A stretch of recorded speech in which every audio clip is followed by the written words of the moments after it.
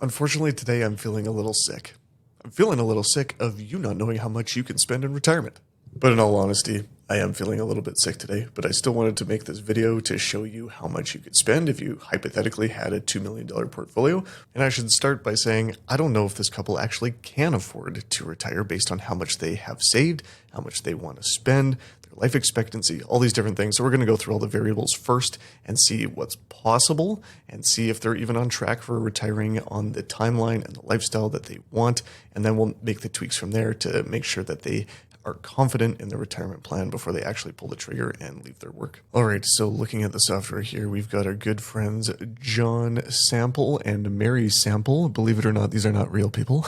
I just built a hypothetical example of a couple that's currently 55, lives in Ontario. They've been diligent savers, they've got good incomes, and they want to retire at the end of this year. So let's take a look at their situation a little bit more. So as we kind of move through their situation here, we see that John's got 1.1 million in an RSP. I suspect John had a good matching program at his employer because that's a good amount of money in RSP. Mary also has $600,000 in an RSP. This is a fantastic amount. And then if we take a look at their TFSAs, this is pretty rare for someone to have a matching component for a TFSA at their employer. So this is just based on their own savings through cash flow. So between the two of them, they've got 300,000 in TFSAs. They've got 1.7 million in RSPs. I don't know if this is realistic. I know clients that have much more than this. I know people that have significantly less than this. This is just an example, and hopefully you can kind of find yourself in it and find some value kind of in the process here anyways. So currently their income combined is about $230,000. They hope to retire at the end of this year. They don't have any defined benefit pensions. I'm sure you can imagine that, but they do both qualify for Canada Pension Plan and Old Age Security. As far as CPP goes, the vast majority of people do not qualify for the maximum, and because they want to retire at 55, even though both John and Mary have above average incomes, I am estimating that they would get 80% of the maximum for CPP, and just like a lot of you that are watching this video, you're going to take it at 60. This is one of the tweaks that I'm going to illustrate later so that you can see the impact on your total lifetime spending capacity by deferring CPP. But just for the baseline's sake, they're going to retire at 55 and then take their CPP as early as they can. Now, as far as old age security goes, 65 is the earliest that they can take old age security. So even though they're retiring at 55 and they're taking CPP at 60, OAS is only shows up at 65 at the earliest. You can defer OAS as well, but we're just going to use the baseline there at 65. Now, as far as the retirement spending goes, their incomes have been pretty high, but they would like to spend $120,000 as just a baseline. That's about 10 grand a month. The way that our software works is that it factors in taxes and inflation. And so this $120,000 is a number that is relevant in today's dollars, and then it inflates along the way. So you spend a little bit more every year based on our inflation assumption. So we'll start there and see if it is even doable based on how much they have saved and all of their different sources of income that show up at different stages along the way. Now, last thing that's not really relevant, but just as far as cash flow goes, they do have a paid off house worth $1.5 million. There's no debt there, and so all of their spending capacity is going towards things like covering their bills and having fun.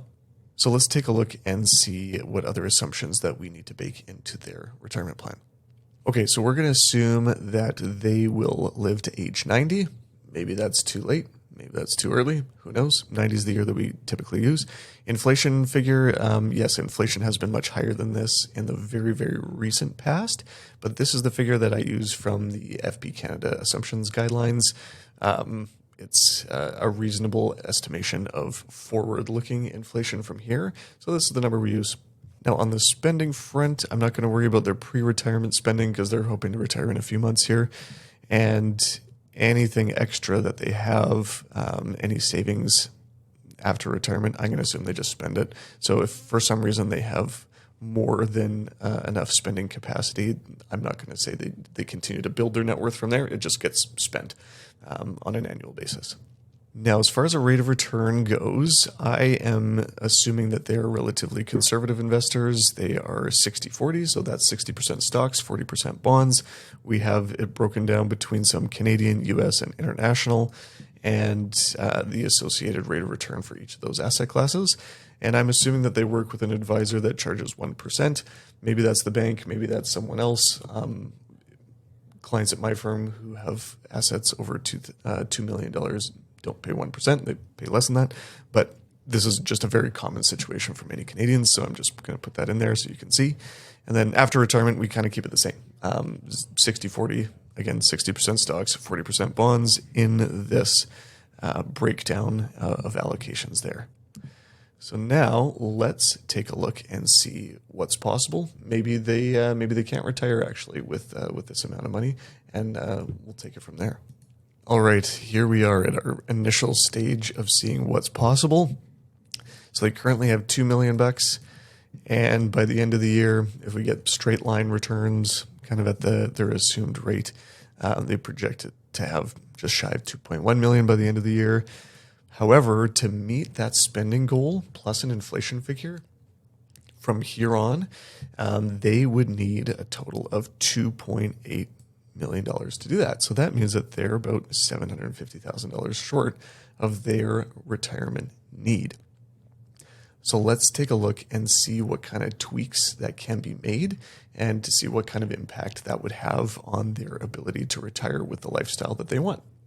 Okay, so the first tweak that I made here was that we reduced their spending by 25% after age 75. This is really common for something like this to happen because in your initial retirement years, some people call those your go-go years or your active retirement years, those are the years where you're going to spend more time traveling and doing activities that cost more money. After age 75, you still might be doing some of those things, but in general terms, it probably will slow down a little bit.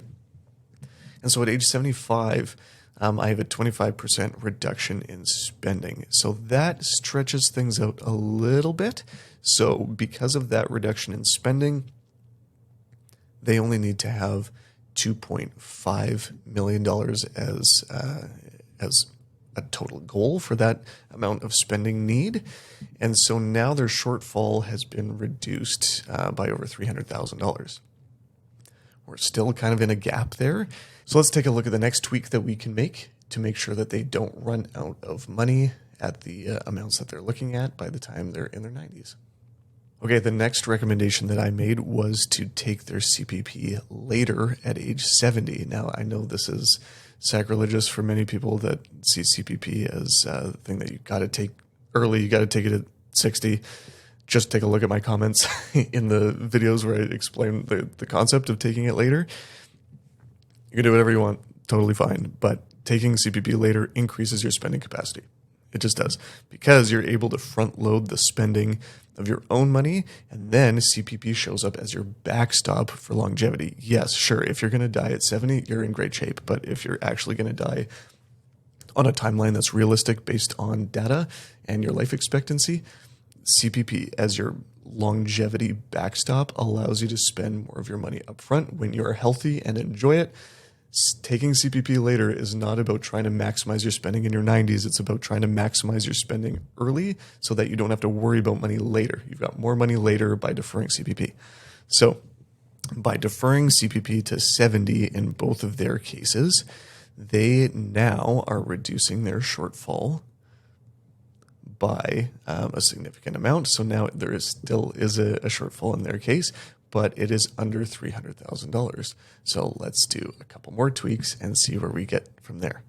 Okay, I made one more little tweak. It didn't really move the needle too much. Maybe another 40,000-ish. I'm forgetting what the number was before that, but we're getting a little bit closer. And the tweak that I made this time was it said, okay, well, let's take your OAS at 70. And so by taking it at 70, there was a weird situation here where they had more income in their later years, just due to when the timing of conversion of RIFs happens and all this kind of stuff, and their minimums that occur from taking money out of their RIFs. And so there was a couple of years where there was some OAS clawback, where essentially it's like a tax. You have to repay some of your old age security if you have too much income. And so I said, okay, well, let's just defer OAS beyond that, and so that there isn't a clawback and you get the benefit of an increase in your OAS, and that's a guaranteed increase from then on forever plus inflation. And so it helps a little bit. OAS is a relatively small amount, but it goes from 700 to about 970. So a couple $100 a month. It's not that big of a deal, but by doing this couple would be able to avoid OAS clawback for those kind of weird years where there's a couple of oddities that happen with their income. And then you have a higher income baseline for the rest of their life. So now that we've done some of the obvious tweaks to the high-level plan, I think we need to take a look to see what it looks like to retire a little bit later or spend a little bit less. So right now, if we just take a look at what is possible based on all the little tweaks that we made here, 120,000 is what they're looking for. But even with all the tweaks that we made, only 112,000 seems realistic.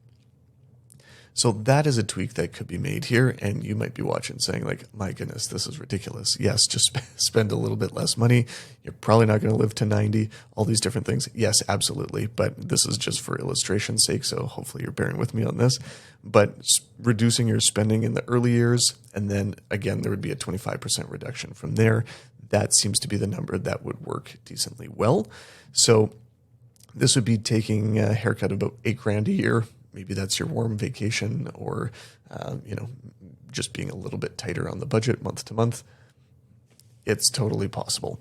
So from here, the last thing that I want to illustrate perhaps is retiring at 60.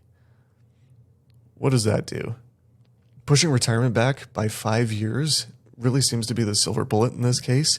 So now that really takes off a lot of the pressure on the total savings amount, and you probably would be able to get rid of most of these tweaks if you're willing to work a little bit longer.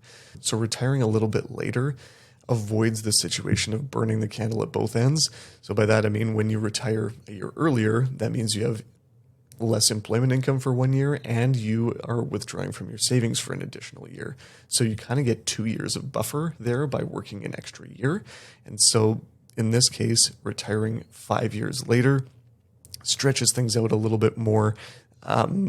If we really wanted to get into the nitty gritty, you'd contribute to CPP for a few years more, so that income would be a little bit higher, but you could feasibly take your CPP earlier if you wanted to. You could take your OAS earlier. You could maintain a higher level of spending. And so picking your retirement date and your spending amount is a really critical figure that you need to dial in when it comes to your retirement plan. So for some of you, this whole concept of having $2 million to invest at 55 and retiring at 55 or early or whatever probably seems a little bit ridiculous, but for many of you, perhaps this is exactly your situation. And so my goal with this video was just to show you the impact of different decisions that you can make along the way and how that'll impact your retirement spending. And if you made it this far, my name is Evan Neufeld. I'm a certified financial planner, and I help people determine if they're able to retire and give them advice for how to make that transition from working to retirement, from saving to spending. If that's interesting for you, consider checking out some of my other videos, and I hope to see you on another one sometime soon.